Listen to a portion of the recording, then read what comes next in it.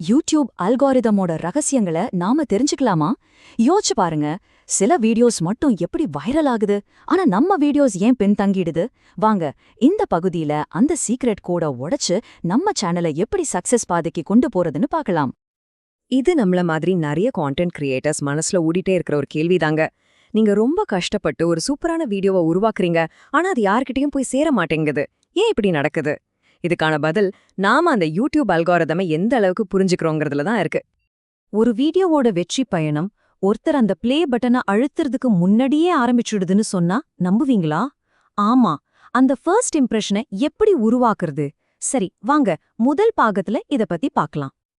ஆமாங்க, நீங்க கேட்டது கரெக்ட் தான். அல்காரிதம்க்கு உங்க வீடியோவை பத்தி தெரியப்படுத்துறதுக்கான வேலையெல்லாம் நீங்க வீடியோவை பப்ளிஷ் பண்றதுக்கு முன்னாடியே ஆரம்பிச்சுடணும். இதுக்கு பேரு தான் சர்ச் அண்ட் டிஸ்கவரி ஃபேஸ். சரி, உங்க வீடியோவை வெளியிடுறதுக்கு முன்னாடி இந்த 3 முக்கியமான விஷயங்களை செஞ்சிருக்கீங்களான்னு ஒரு தடவை செக் பண்ணிக்கோங்க. வாங்க, இந்த செக்லிஸ்ட்ல இருக்கிற ஒவ்வொரு படியையும் கொஞ்சம் டீடைலா பார்க்கலாமா? முதல்ல உங்க ஆடியன்ஸ் எதை பத்தி தேடுறாங்க, என்ன வார்த்தைகளை யூஸ் பண்ணி தேடுறாங்கன்னு யோசிக்கணும். அதை கண்டுபிடிச்சு அதே கீவேர்ட்ஸை உங்க வீடியோவோட டைட்டில்லையும் டிஸ்கிரிப்ஷன்லயும் யூஸ் பண்றது தான் முதல் ஸ்டெப். 60. இந்த நம்பரை நல்லா ஞாபகம் வச்சுக்கோங்க. இதுதான் உங்க டைட்டிலுக்கான மேஜிக் நம்பர். ஏன்னா மொபைல்ல தேடும்போது உங்க முழு டைட்டிலும் தெரியணும்னா அது 60 எழுத்துக்களுக்குள்ள இருக்கணும்.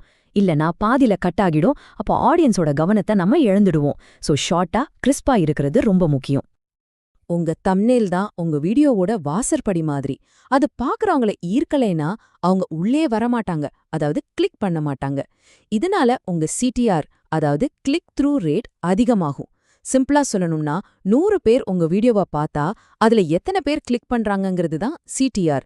இது அல்காரிதம்க்கு ஒரு ரொம்ப ரொம்ப முக்கியமான சிக்னல். சரி, இப்போ நாம ரொம்பவே முக்கியமான ஒரு பகுதிக்கு வந்திருக்கோம்.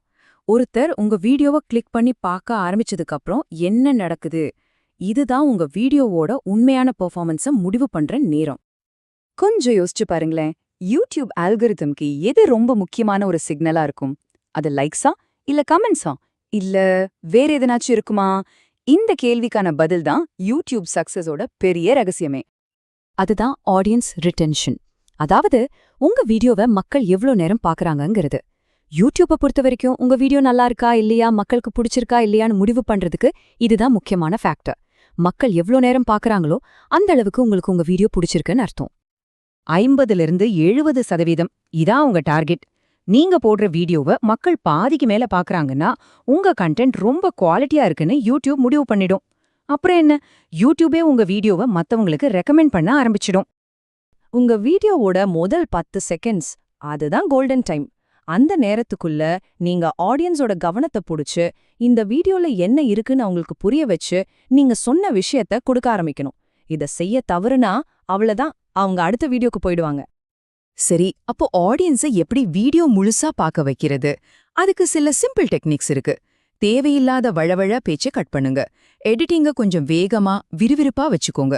ரொம்ப முக்கியமா உங்க டைட்டில்ல என்ன சொல்றீங்களோ அத வீடியோக்குள்ளே கொடுங்க. இப்போ நாம கடைசி பாகத்துக்கு வந்தாச்சு. இதுல ஒரே ஒரு வியூவை எப்படி ஒரு லாங் வாட்சிங் செஷனா மாத்துறதுன்னு பார்க்க போறோம். வாங்க, இது எப்படின்னு தெரிஞ்சுக்கலாம். நம்மளோட இலக்கு இதுதான். ஒருத்தர் நம்ம வீடியோவை பார்க்க வந்தா அவங்கள நம்ம சேனல்லயே தொடர்ந்து பல வீடியோக்களை பார்க்க வைக்கணும். ஏன்னா ஒரு ஆடியன்ஸை எவ்வளவு நேரம் தன்னோட பிளாட்ஃபார்ம்ல வச்சுக்க முடியுதோ அந்த சேனலை யூடியூப்க்கு ரொம்ப பிடிக்கும். உங்க சேனல் அதை செஞ்சா யூடியூப் உங்களை கண்டிப்பா ப்ரமோட் பண்ணும். ஆடியன்ஸை நம்ம அடுத்த வீடியோக்கு கூட்டிட்டு போக யூடியூபே நமக்கு சில கருவிகளை கொடுக்குது. வீடியோவோட கடைசியில வர்ற எண்ட் ஸ்கிரீன்ஸ், வீடியோ நடுவுல வர்ற கார்ட்ஸ், அப்புறம் நல்லா யோசிச்சு உருவாக்குன பிளேலிஸ்ட், இதெல்லாம் அவங்கள நம்ம சேனல்லயே இருக்க வைக்க ரொம்ப உதவும். ஒரு ஆடியன்ஸோட ஐடியல் ஜர்னி இதுதான். முதல்ல அவங்க உங்க வீடியோவை முழுசா பார்க்கறாங்க. 2வது, நீங்க சஜெஸ்ட் பண்ற அடுத்த வீடியோவை கிளிக் பண்றாங்க. 3வது, அப்படியே உங்க சேனல்ல இருக்கிற மத்த வீடியோக்களையும் பார்க்கறாங்க. இது நடந்தா உங்க சேனல் ரொம்ப வேல்யூபிளா இருக்குன்னு அல்காரிதம் புரிஞ்சுக்கும்.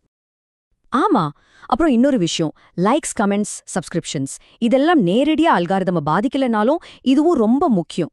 ஏன்னா உங்க கண்டென்ட் மக்களை பேச வைக்குது, அவங்கள எங்கேஜ் பண்ணுதுங்கிறதுக்கு இது ஒரு நல்ல சிக்னல். சரி, நாம் இப்ப வரைக்கும் பார்த்த எல்லா விஷயத்தையும் ஒன்னா சேர்த்து ஒரு சிம்பிள் ப்ளூ பிரிண்டா பார்க்கலாம். இதோ பாருங்க, நம்மளோட முழு ஸ்ட்ராட்டஜியும் இந்த டேபிள்ல இருக்கு. ஆக்ட் 1, கிளிக்க வாங்கணும். இதுக்கு முக்கியம் கிளிக் த்ரூ ரேட். ஆக்ட் 2 அவங்கள வீடியோவை கடைசி வரைக்கும் பார்க்க வைக்கணும். இதுக்கு முக்கியம் ஆடியன்ஸ் ரிட்டென்ஷன். ஆக்ட் 3 அவங்கள அடுத்தடுத்த வீடியோக்களை பார்க்க வைக்கணும். இது செஷன் டைமை அதிகப்படுத்தும். இந்த மூணையும் நீங்க சரியா செஞ்சீங்கன்னா யூடியூப்ல வெற்றி நிச்சயம். கடைசியா இந்த ஒரு கேள்வியோட நான் முடிச்சுக்கிறேன். உங்க கான்டென்ட் வெறும் ஒரு டெஸ்டினேஷனா, அதாவது ஒரு வீடியோவோட முடிஞ்சிடுதா, இல்ல அடுத்தடுத்த வீடியோக்களுக்கு ஒரு நுழைவாயிலா, ஒரு டோர்வேயா இருக்குதா? யோசிங்க. உங்க ஒவ்வொரு வீடியோவையும் தனித்தனியா பார்க்காம ஒரு ஆடியன்ஸ் ஜேர்னில ஒரு ஸ்டெப்பா பாருங்க. அப்படி நீங்க பார்க்க ஆரம்பிச்சிட்டீங்கன்னா உங்க சேனல் வளர்ச்சிக்கு வானம் தான் எல்லை.